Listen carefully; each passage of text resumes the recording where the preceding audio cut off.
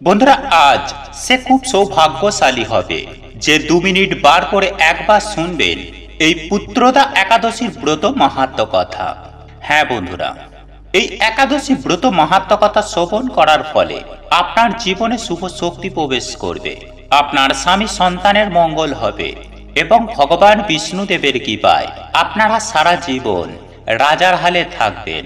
বন্ধুরা, যদি আপনারা প্রচুর অর্থের মালিক হতে চান এবং যদি চান আপনার গৃহস্থে দেবদেবীর আগমন ঘটুক, ভগবান বিষ্ণু এবং দেবী লক্ষ্মী আপনার ওপরে কৃপা বর্ষণ করুক, তাহলে আজ অতি অবশ্যই আপনারা 2 মিনিট সময় বার করে অন্তত পক্ষে একবার শ্রবণ করুন এই পুত্রদা একাদশী ব্রত মাহাত্ম্য কথা।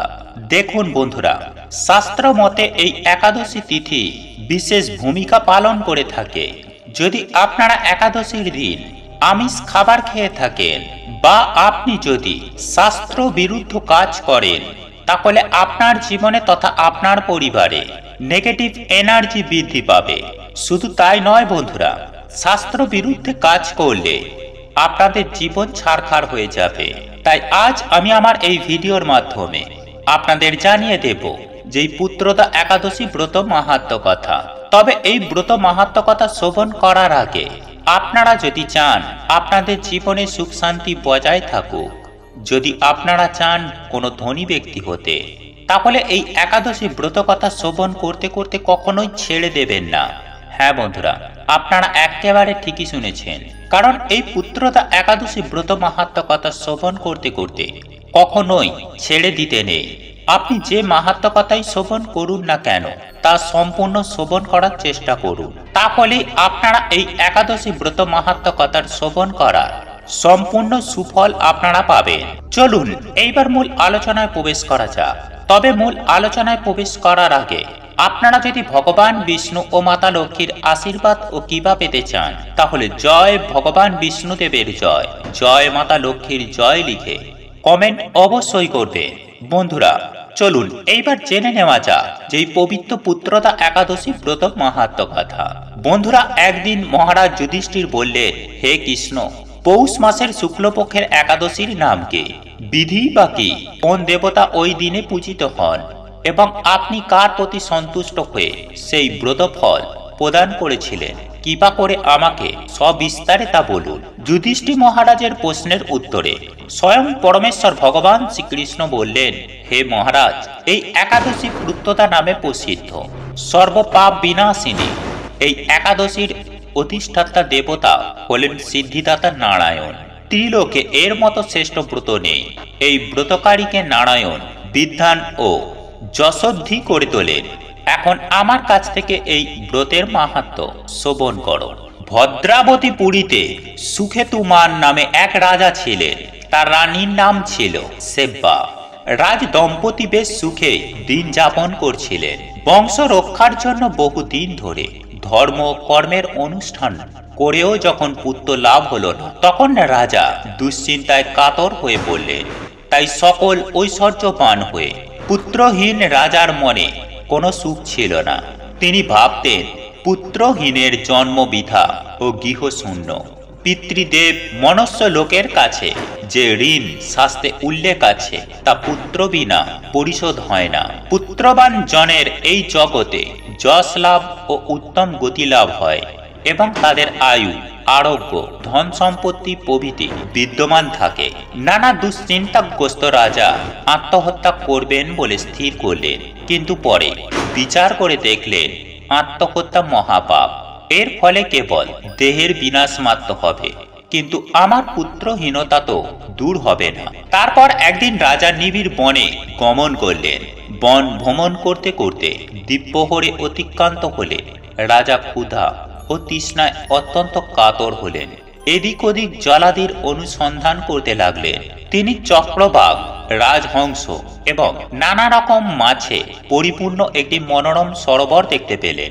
সরোবরের কাছে মণিদের একটি আশ্রম ছিল। তিনি সেখানে উপস্থিত হলেন। সরোবর তীরে মণিগণ বেদ পাঠ করছিলেন। মণিবৃন্দের শ্রীচরণে তিনি দণ্ডবত প্রণাম করলেন। মণিগণ রাজাকে বললেন, হে মহারাজা, আমরা বিশ্বদেব নামে প্রসিদ্ধ এই সরোবরে স্নান করতে এসেছি। আজ থেকে 5 দিন পরে মাঘ মাস আরম্ভ হবে। আজ পুত্রদা একাদশী তিথি। পুত্রদান করে বলেই এই একাদশীর নাম পুত্রদা।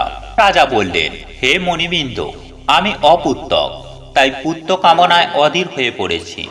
এখন আপনাদের দেখে আমার হৃদয়ে আশার সঞ্চার হয়।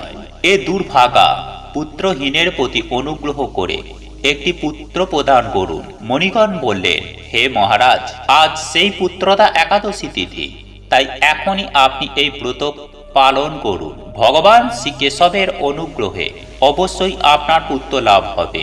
মণিদের কথা শোনার পর যথা বিধানে রাজা কেবল ফল মূলাদি আহার করে সেই ব্রত অনুষ্ঠান করলেন। দ্বাদশীর দিনে উপযুক্ত সময় শস্যাদি সহযোগে পালন করলেন। মণিদের প্রণাম নিবেদন করে নিজ গৃহে ফিরে এলেন। প্রতপভাবে রাজার যথা সময়ে একটি তেজস্বী পুত্র লাভ হয়। হে মহারাজ, এই ব্রত সকলেরই পালন করা কর্তব্য।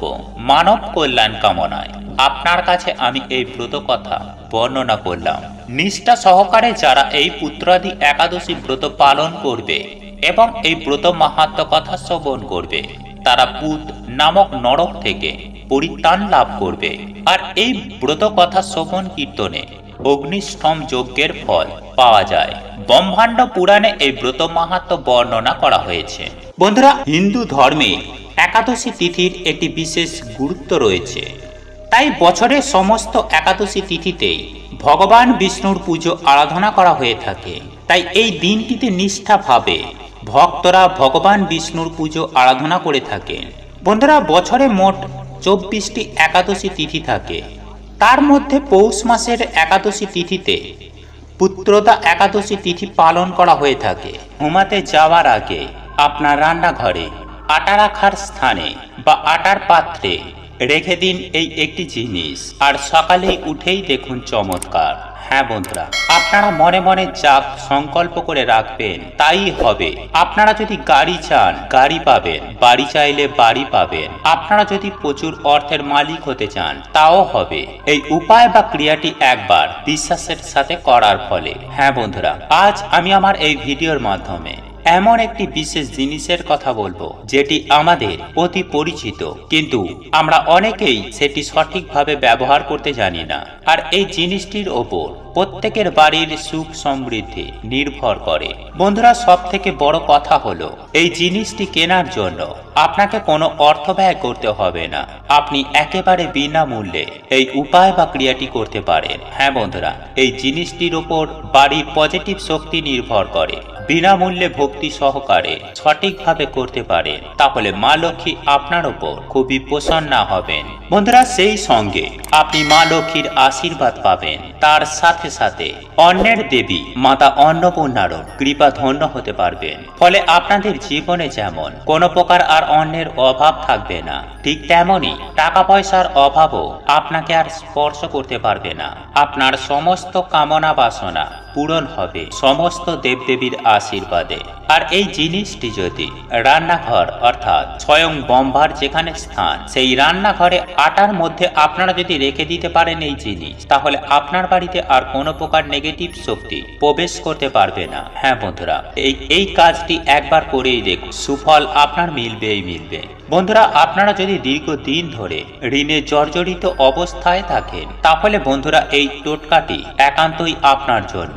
বন্ধুরা, এই উপায় বা ক্রিয়াটি করলে আপনার সমস্ত ঋণ আপনি খুব সহজেই পরিশোধ করতে পারবেন। এছাড়াও বহু চেষ্টা করার পরেও যদি আপনারা টাকা পয়সা সঞ্চয় করতে না পারেন, অর্থাৎ বিভিন্ন দিক থেকে যদি টাকা পয়সা খরচ হয়ে যেতে থাকে, তাহলে বন্ধুরা এই সামান্য টোটকাটি বিনামূল্যে একবার করেই দেখুন, আপনার অবশ্যই কাজ হবেই হবে। চলুন এইবার মূল আলোচনায় প্রবেশ করা যাক। তবে মূল আলোচনায় প্রবেশ করার আগে জয় মা লক্ষ্মীর জয় লিখে কমেন্ট অবশ্যই করবেন। বন্ধুরা, আমি সবার প্রথমে আপনাদের জানিয়ে দিতে চাই যে এই উপায় বা ক্রিয়াটি করার জন্য যে জিনিসটি লাগবে সেটি কিন্তু আমাদের প্রত্যেকের বাড়িতেই রয়েছে। আর আটা হলো আমাদের একটি অন্যতম প্রধান খাদ্যদ্রব্য। বন্ধুরা, কম বেশি আমাদের প্রত্যেকের বাড়ির রান্নাঘরেই রুটি তৈরি করার জন্য আমরা আটা রেখে থাকি। আর যে জিনিসটি আপনি আটার মধ্যে রেখে দেবেন সেই জিনিসটি হলো তুলসী পাতা। হ্যাঁ বন্ধুরা, আপনি একেবারে ঠিকই শুনেছেন। এই তুলসী গাছ আমাদের প্রত্যেকটি হিন্দু বাড়িতেই রয়েছে।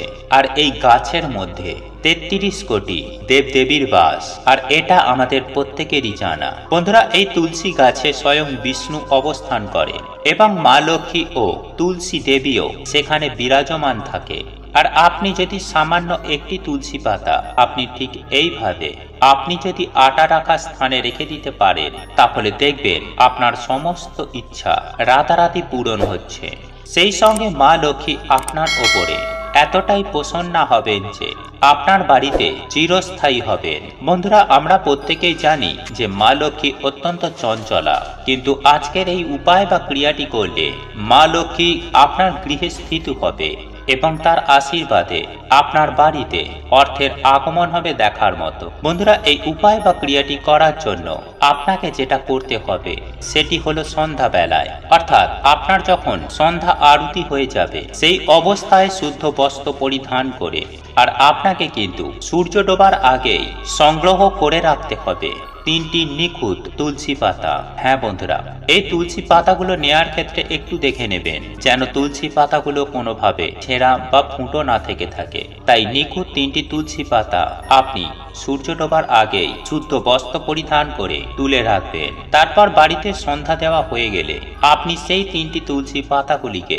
গঙ্গা জল দিয়ে ধৌত করে শুদ্ধ করে নেবেন এবং ওই তুলসী পাতাগুলি নিয়ে আপনি আপনার রান্নাঘরে যাবেন। স্বয়ং ব্রহ্মা, অন্নপূর্ণা এবং মাতা লক্ষ্মীকে স্মরণ করে আপনাকে এই বিশেষ কাজটি করতে হবে। তার আগে বলে রাখি বন্ধুরা, এই তুলসী পাতাগুলি আটার মধ্যে প্রবেশ করানো হয়ে গেলে আপনি কিন্তু সেই আটার পাত্র থেকে আর কিন্তু আপনি আটা নিতে পারবেন না। তাই আপনার যদি আটার দরকার হয়ে থাকে আপনি অন্য জায়গায় আটা সংগ্রহ করে রাখবেন। তারপর সেই তুলসী পাতাগুলিকে আপনি নিয়ে গিয়ে আপনার যেখানে আটা রাখা স্থান, অর্থাৎ আপনার যেখানে আটা থাকে সেই ড্রামের মধ্যে বা পাত্রের মধ্যে আপনি ওই 3টি তুলসী পাতা রেখে দেবেন। তারপর সেই জায়গাটি আপনি বন্ধ করে দেবেন, অর্থাৎ আপনি যে পাত্রের মধ্যে তুলসী পাতাগুলি দিয়ে দিলেন সেই পাত্রের ঢাকনা বা বস্তার মুখটিকে বন্ধ করে দেবেন। তারপর করজোর করে আপনি আপনার সমস্ত মনস্কামনার কথা আপনি সমস্ত দেবদেবীর উদ্দেশ্যে জানাবেন আপনার সংসারে যেন কোনো প্রকার অন্যের টাকা পয়সার যেন অভাব না থাকে। তারপর আপনি সেই স্থান ত্যাগ করবেন। পারলে কিছুক্ষণ আপনার রান্নাঘরের দরজাটা বন্ধ করে রেখে দেবেন। তারপর দিন আপনি সকালবেলায় স্নান সেরে রান্নাঘরে প্রবেশ করে সেই জায়গাটি খুলে আপনি তুলসী পাতাগুলিকে সংগ্রহ করবেন এবং সেটিকে কোনো প্রবাহমান জলে ভাসিয়ে দিয়ে আসবেন। এই উপায় বা ক্রিয়াটি আপনি যদি নিষ্ঠা, ভক্তি ও আন্তরিকতার সহযোগে করতে পারেন, তাহলে আপনারা এতটা পরিমাণে সুফল পাবেন যা আপনার ধারণারও বাইরে। বন্ধুরা, এই উপায় বা ক্রিয়াটি করতে তো আর আপনাদের কোনো পয়সা লাগছে না, তাই একবার আপনারা করেই দেখুন না আপনারা কি ফল পান।